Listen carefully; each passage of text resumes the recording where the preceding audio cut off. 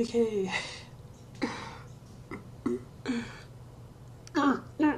So today's the vote day. Today's the vote.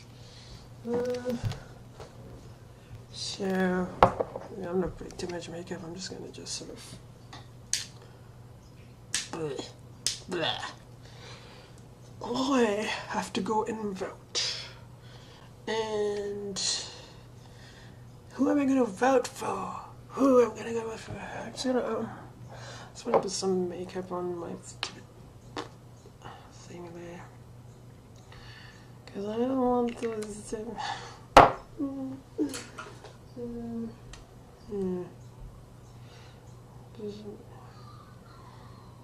I have decided to vote for the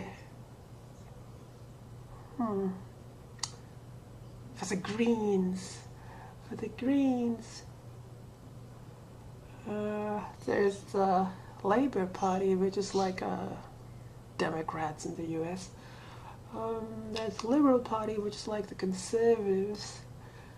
There's the Greens, which are like, I guess, this third party who's like progressive.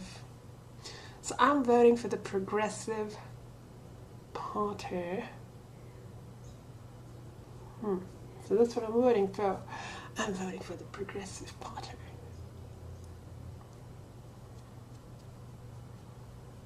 Socially, economically progressive. That'll do. That'll do. I guess I could list some of the parties. I don't know. Do I look okay? What's up with my hair? It looks so fucked. So let's see what other parties are there.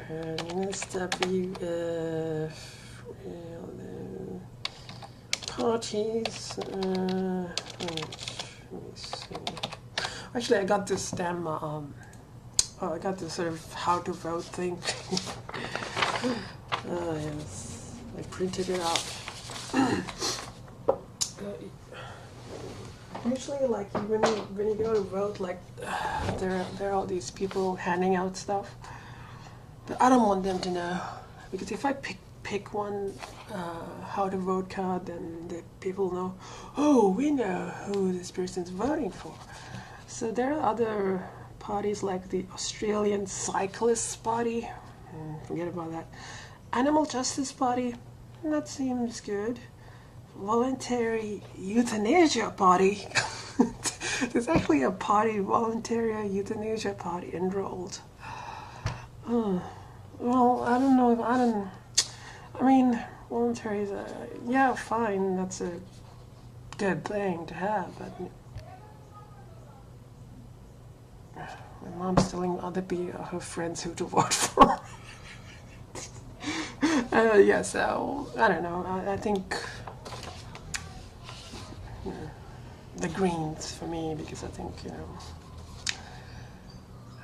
euthanasia is just one of the things that we need. It's not the complete solution to everything.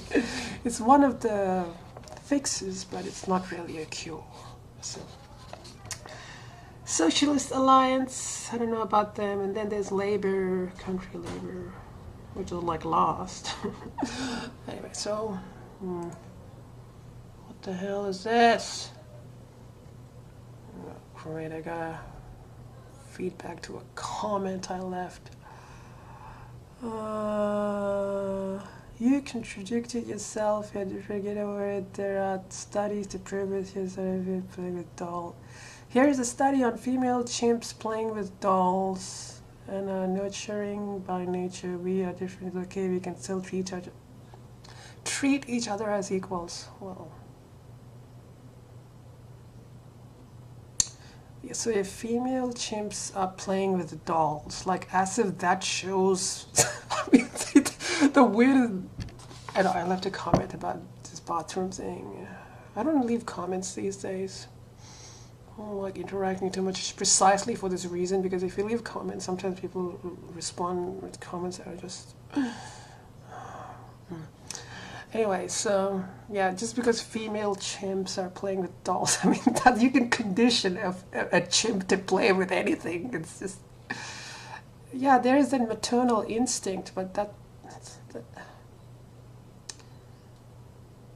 there are differences between, yeah, men and women, but it's not based on genitals. That it's not completely based on genitals. It's based on so many factors. There is the hormones. There's there's the hormones. One thing I've found out is that hormones play, sex hormones play a huge role in how you interact with the world. They play a pretty good role, pretty significant role. My position is basically, gender is a creation. Gender isn't entirely a social construct. There is a biological component to it. It's a complicated product of your birth, of your maturation in the womb. I think there's an argument to be made that because we are all, when we start off, we are all as female, right? And then the male part develops later on. So there is an argument some people make that sometimes there's certain parts of the male brain or whatever doesn't get, doesn't get created. That's why some people are trans. Or, the other way around. Some people born with female genitalia. Again, female. That's a problematic thing. Born with a vagina. Okay, that isn't better than saying female genitalia, because you're implying that anyone who has a vagina is female. That's not true. You can have someone with a penis and they can have the gender of a woman. You can have someone with a vagina and they can have the gender of a man. So saying it's female genitalia is problematic. So that's the comment. I left a comment saying something like that, and this guy just made a response to it. I'm like, oh, whatever. My original comment. Let me see. Read my original comment. Where is it? Oh yeah. So I agreed with this video by this guy David Pacman. He's arguing for. We should not have gender segregated bathrooms, and I agree with that. I agree with this video. But at one point in the video he says biological man, and I have a problem with that.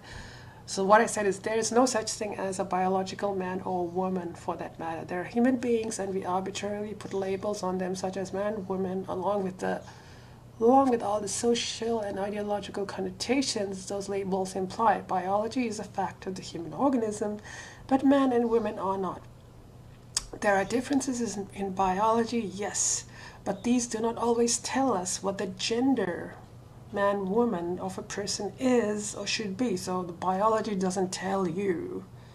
So if a baby has this is a problem. When people, from the moment we're born, we're already identified as male or female based on simply looking at our genitalia. So if a baby has a penis, people assume, oh, this is a boy, and if the baby has a vagina, oh, this is a girl. But no, that's a baby.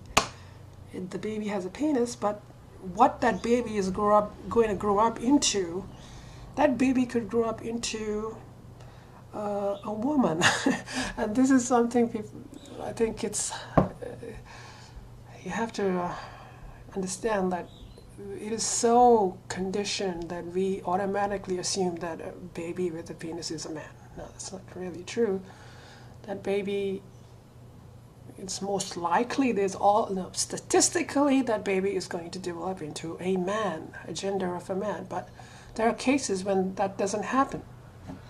So we can't always assume. So biology doesn't define gender. I think that's the argument I was making. This guy goes something about chimps playing. I never said there's no differences between men and women.